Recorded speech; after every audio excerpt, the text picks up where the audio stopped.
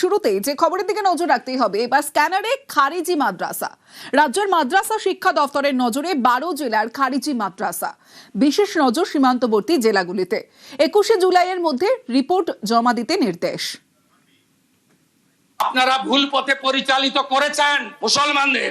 কেন খাজেরি মাদ্রাসায় পাঠাবেন? কেন স্কুল কলেজে পাঠাবেন না? কেন ডাক্তার ইঞ্জিনিয়ার করবেন না? এই প্রশ্নের উত্তর আপনাদের দিতে হবে।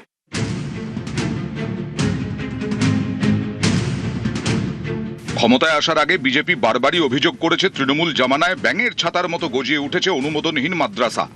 অনেক ক্ষেত্রে এই মাদ্রাসাগুলো জাতীয় নিরাপত্তার কাছে উদ্বেগের হয়ে উঠছে বলেও দাবি করেছে পদ্ম শিবির। পালাবদলের পর এবার বিজেপি সরকারের স্ক্যানারে এই সব অনুমোদনহীন মাদ্রাসা, খারিজি মাদ্রাসা।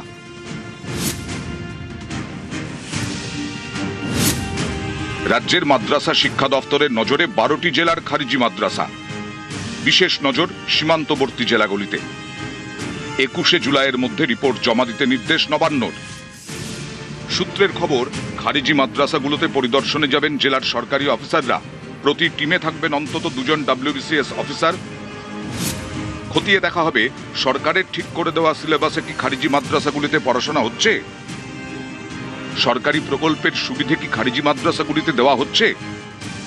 আপনারা ভুল পথে পরিচালিত করেছেন মুসলমানদের। কেন খাজেরি মাদ্রাসায় পাঠাবেন? কেন স্কুল কলেজে পাঠাবেন না? কেন ডাক্তার ইঞ্জিনিয়ার করবেন না? এই প্রশ্নের উত্তর আপনাদের দিতে হবে।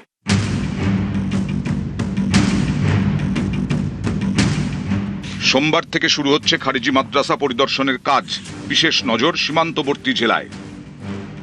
কোচবিহার, উত্তর দিনাজপুর, মালদা, মুর্শিদাবাদ, নদিয়া, উত্তর এবং দক্ষিণ 24 পরগনা। এছাড়াও নজরে 2 মেদিনীপুর, বীরভূম, হাওড়া, হুগলি।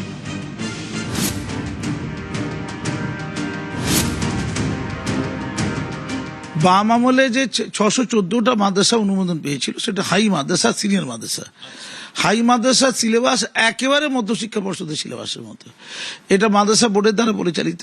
গোটা 15 বছরের তৃণমূল আমলে একটাও অনুদানপ্রাপ্ত অনুমোদিত মাদ্রাসা তৈরি হয়নি। 614টা যে মাদ্রাসা বললাম, এটা হচ্ছে আধুনিক কারিকুলাম সম্পত সরকারি অনুমোদিত অনুদানপ্রাপ্ত। বুঝে গেল?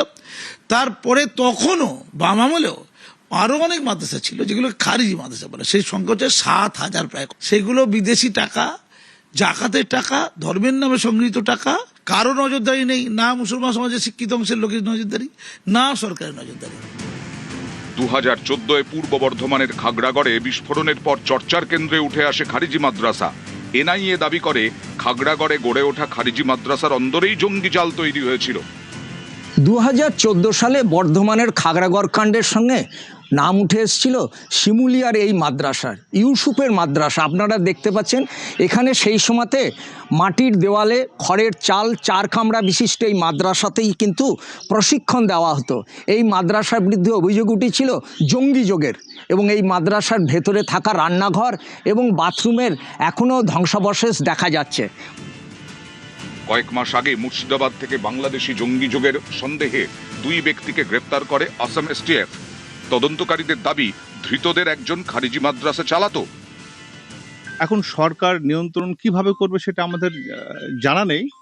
তবে সরকার যদি মনে করে যে আমরা নিয়ন্ত্রণ করে আমরা ভালো কিছু করবো আর কি, তাতে ইসলামেরও খুব ভালো হয়, তাহলে সেটা ভালো হবে অবশ্য।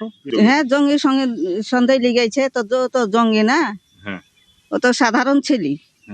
ছেলে তো আমার শুধু প্রাইভেটে কটা ছেলে পড়াইতো। হ্যাঁ, মাদ্রাসায় ছেলে পড়াইতো, বাড়ি থেকে তুলে লেগেছে। শোনা যায় অতীতে এই খারিজি মাদ্রাসা নিয়ে প্রশ্ন তুলেছিলেন তৎকালীন মুখ্যমন্ত্রী বুদ্ধদেব ভট্টাচার্য। 2002-এ বলেছিলেন খারিজি মাদ্রাসাগুলি সন্ত্রাসবাদের আস্তানা। পরে অবশ্য বুদ্ধবাবু দাবি করেন তিনি এরকম কিছু বলেননি। বুদ্ধদেব বাবু ভট্টাচার্যের সেই দিনের কথা যদি আলিমুদ্দিন মেনে নিত, তাহলে আজকে পশ্চিমবঙ্গে র্যাডিক্যালাইজেশন যে পর্যায়ে গেছে এবং পশ্চিমবঙ্গের কারণে ভারতের আভ্যন্তরীণ নিরাপত্তা যেভাবে কম্প্রোমাইজড হয়ে গেছে, সেটা হতো না। বুদ্ধদেব বাবুর সেদিনের সেই বক্তব্য সঠিক ছিল। দল সেই বক্তব্যকে গ্রহণ না করে কার্যত বিশ্বাসঘাতকতা করেছে। বুদ্ধদেব ভট্টাচার্য বলেছিলেন যে আমার মন্তব্যের ভুল ব্যাখ্যা করা হয়েছে, যেটা বুদ্ধদেব ভট্টাচার্যের সময় কি জ্যোতি বসু সরকারের সময় থেকে শুরু হয়েছিল, যে যেভাবে মাদ্রাসার কোর্সটাকে মডার্নাইজ করা হয়েছে আধুনিক শিক্ষার মতন করে, সেইটা বরঞ্চ সবাই সাধুবাদ দিয়েছিলেন বামফ্রন্ট সরকারকে। আপনারা ভুল পথে পরিচালিত করেছেন মুসলমানদের। কেন খাজেরি মাদ্রাসায় পাঠাবেন? কেন স্কুল কলেজে পাঠাবেন না? কেন ডাক্তার ইঞ্জিনিয়ার করবেন না? এই প্রশ্নের উত্তর আপনাদের দিতে হবে। তৃণমূল কংগ্রেসের সরকারের সময়ও এই খারিজি মাদ্রাসাগুলির কোনো পরিবর্তন হয়নি, আর এবার পালাবদলের পর বাংলায় বিজেপি সরকারের নজরেই এই খারিজি মাদ্রাসা। ক্যামেরায় সৌমেন দাসের সঙ্গে সোমরাজ বন্দ্যোপাধ্যায়, নিউজ 18 বাংলা, কলকাতা।